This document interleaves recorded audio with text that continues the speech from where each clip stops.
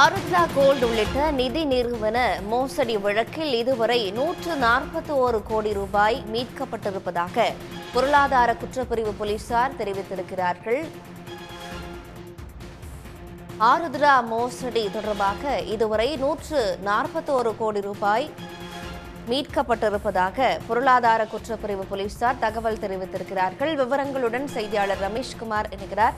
ரமேஷ்குமார், இது தொடர்பாக பொருளாதார குற்றப்பிரிவு போலீசார் தரப்புல என்ன சொல்லப்பட்டிருக்கு? திருவண்ணாமலை மாவட்டத்தைச் சேர்ந்த, அதாவது குறிப்பா அந்த வந்தவாசியைச் சேர்ந்த ரமேஷ் லட்சுமிபதி என்பவர் தான் சென்னை உயர்நீதிமன்றத்தில் இந்த வழக்கை ஒன்றை தொடர்ந்திருந்தார். அந்த வழக்கில் அவர் என்ன தெரிவித்திருந்தார் என்றால், அந்த தமிழகத்தில் நடைபெற்ற நிதி நிறுவன மோசடி வழக்குள்ள விசாரணையில எந்த முன்னேற்றம் இல்லை என்று அவர் வழக்கு தொடர்ந்திருந்தார். அதிக வட்டி தருவதாக கூறிய அந்த ஹிஜாவு நிறுவனம், ஆருத்ரா கோல்டு, LNS நிதி நிறுவனம், சாய் என்டர்பிரைசஸ், ஆம்ரோ உள்ளிட்ட 7 நிதி நிறுவனங்கள் பொதுமக்களோட பணத்தை மோசடி செய்து அதனுடைய உரிமையாளர் பலர் வெளிநாட்டுக்கு தப்பி சென்றுள்ளதாகவும் அவர் மனுவில் தெரிவித்திருந்தார். குறிப்பா அந்த மக்களை ஏமாற்றி ஹிஜாவு நிறுவனம் 1500 கோடி ரூபாயும், LNS நிறுவனம் 6000 கோடியும், ஆருத்ரா கோல்டு நிறுவனம் 8000 கோடியும், சாய் என்டர்பிரைசஸ் 350 கோடி ரூபாயும் வெளிநாடுகளுக்கு சட்டவிரோதமாக கொண்டு சென்றுள்ளதாக அந்த மனுவில் தெரிவித்திருந்தார்.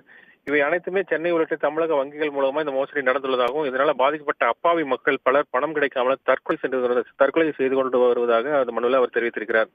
இந்த வழக்கில் தற்போது மாநில பொருளாதார குற்றப்பிரிவு போலீசார் விசாரித்து வருவதாகவும், ஆனால் இந்த மோசடி செய்த பணம் வெளிநாடுகள் கடத்தப்படுவதனால இதுல ஹவாலா, கருப்பு பணம் விவகாரம் உள்ளதனால நிதி நிறுவன மோசடி வழக்குகளை CBI விசாரணைக்கு மாற்ற உத்தரவிட வேண்டும் என்று அவர் கேட்டுக்கொண்டிருந்தார். இந்த வழக்கு தான் சென்னை உயர்நீதிமன்ற பொறுப்பு தலைமை நீதிபதி D. கிருஷ்ணகுமார் அமர்வில் விசாரணை வந்தபோது பொருளாதார குற்றப்பிரிவு தரப்புல அரசு வழக்கறிஞர் முனிப்ராஜ் ஆஜராகி பதில் மனு ஒன்றை தாக்கல் செஞ்சாரு.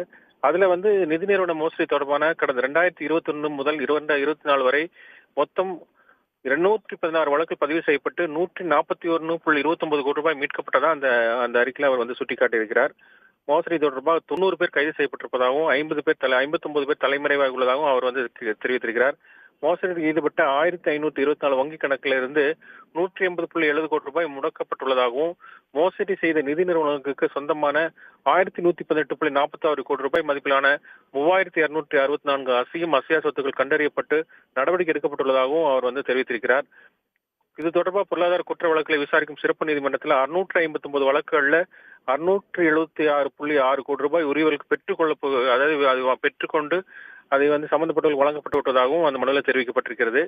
வெளிநாடுகளுக்கு தப்பிச் சென்ற நிதி நிறுவன உரிமையாளர்கள் இயக்குநர்களுக்கு எதிராக லுக் அவுட் நோட்டீஸ் கொடுப்பதா, அதாவது அந்த நடவடிக்கை மேற்கொள்ளப்பட்டு தேடப்பட்டு வருவதாகவும் அவர் தெரிவித்திருக்கிறார். எனவே இந்த வழக்கில் உரிய நடவடிக்கை எடுக்கப்பட்டிருக்கிற காரணத்தினால CBI விசாரணைக்கு தேவையில்லை என்று அவர் கடும் எதிர்ப்பு தெரிவித்து வாதத்தை முன்வைத்தார். இதையடுத்து இந்த வழக்கு விசாரணையை நீதிபதிகள் 2 வாரத்துக்கு ஒத்திவைத்திருக்கிறார்கள். ரமேஷ்குமார், உங்களுடைய விவரங்களுக்கு நன்றி. உடனுக்குடன் செய்திகளை தெரிந்து கொள்ள சன் நியூஸ் பெல் ஐகானை கிளிக் பண்ணுங்க.